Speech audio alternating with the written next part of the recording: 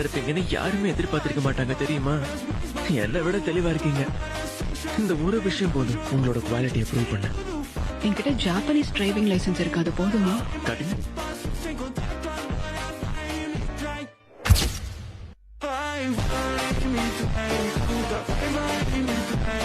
முடிச்சிட்ட.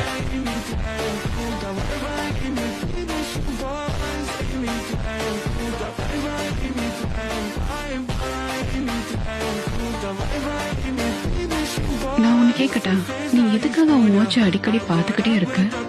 அது என்ன, அது எப்படி சொல்றது,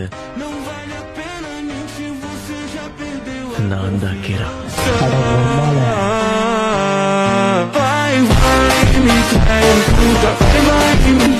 ஆளை பார்த்தா டம்மி பீஸா இருக்க, பயங்கரமான ஆளா இருக்கேடா.